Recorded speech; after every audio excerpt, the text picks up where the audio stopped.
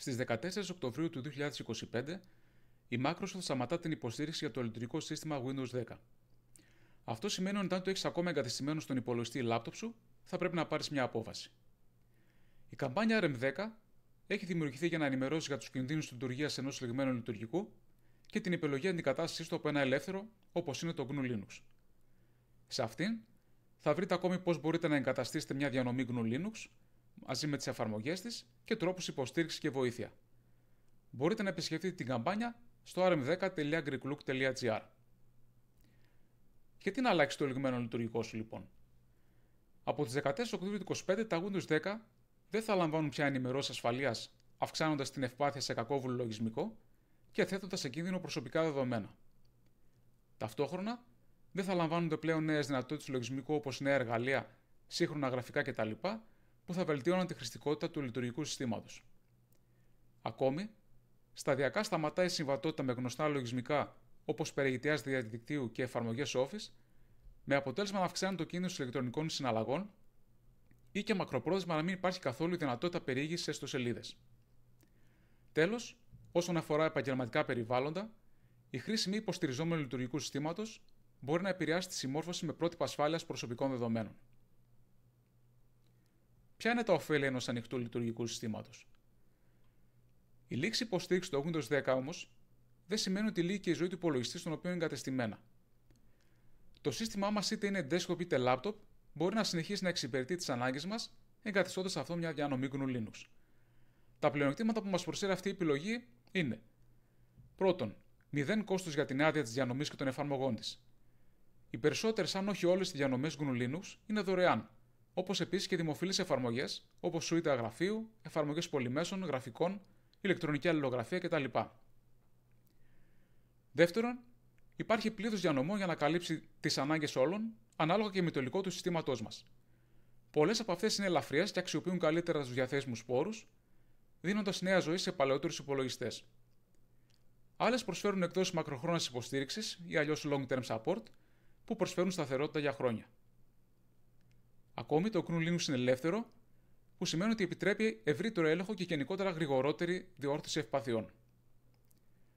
Τέλος, βελτιώνεται συνεχώς σε πολλούς τομείς, ενώ υπάρχει ελάχιστη ή καθόλου τηλεμετρία από υπερεπιλογή. Πάμε στην εγκατάστασή του τώρα.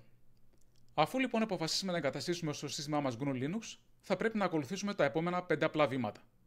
Πρώτον, λαμβάνουμε ένα αντίγραφο ασφαλείας όλων των δεδομένων μας σε ένα εξωτερικό δίσκο, καθώς η εγκατάσταση θα σβήσει όλα τα δεδομένα που υπάρχουν στον υπολογιστή μας. Δεύτερον, επιλέγουμε μια διανομή που ταιριάζει στις προτιμήσεις μας και ικανοποιεί τις ανάγκες μας. Όλες οι διανομές μοιράζονται ένα κοινό στοιχείο που είναι ο πυρήνας Linux, αλλά διαφοροποιούνται στο γραφικό περιβάλλον, στα αποθετήρια εφαρμογών, στη συχνότητα αναβάθμισής τους και άλλα. Μια χρήσιμη ιστοσελίδα για να μας σκοτωτοποιήσει να διαλέξουμε είναι το distrogods.com. Οι πιο δημοφιλείς διανομές για αρχικούς χρήστες είναι η Linux Mint και Ubuntu που βασίζονται στο Debian, οι σύγχρονες Fedora και OpenSUSE, αλλά και το Arch που το επιλέγουν προχωρημένοι χρήστες για τη μεγάλη του παραμετροποίηση. Αφού επιλέξουμε μια διανομή, πρέπει να επισκεφτούμε την ιστοσελίδα της για να κάνουμε λήψη του .iso αρχείου της και να δημιουργήσουμε ένα live USB για την εγκατάσταση. Σε αυτό θα μας βοηθήσει το πρόγραμμα Rufus. Ο αναλυτικός οδηγός στη σελίδα της καμπάνιας μπορεί να σας διευκολύνει στη διαδικασία. Αφού έχουν γίνει όλα τα προηγούμενα, μπορούμε να κινήσουμε τον υπολογιστή μας μέσω του Live USB και να δοκιμάσουμε τη διανομή χωρίς να πειράξουμε κάτι στο σύστημά μας. Όταν είμαστε έτοιμοι, ξεκινάμε την εγκατάσταση. Αφού ολοκληρωθεί η εγκατάσταση, θα πρέπει να επαναφέρουμε τα δεδομένα μας στο νέο σύστημα, να εγκαταστήσουμε πρόσθετους οδηγούς για το υλικό μας και να προβούμε προαιρετικά σε ρυθμίσεις όπως ρύθμιση γλώσσας, εγκατάσταση εφαρμογών που δεν υπάρχουν στις προεγκατεστημένες κτλ. Μπορείτε να ενημερωθείτε για τις πιο δημοφιλείς διανομές καθώς και του τρόπου της εγκατάστασής τους διαβάζοντας τους οδηγούς στην καμπάνια. Το GNU Linux δεν υπολείπεται σε υποστήριξη και βοήθεια. Αν χρειάζεστε βοήθεια, γενικά είστε σε καλά χέρια. Το ELAC έχει μια τεράστια κοινότητα που εξελίσσει και υποστηρίζει το GNU Linux και τις ανοιχτές εφαρμογές.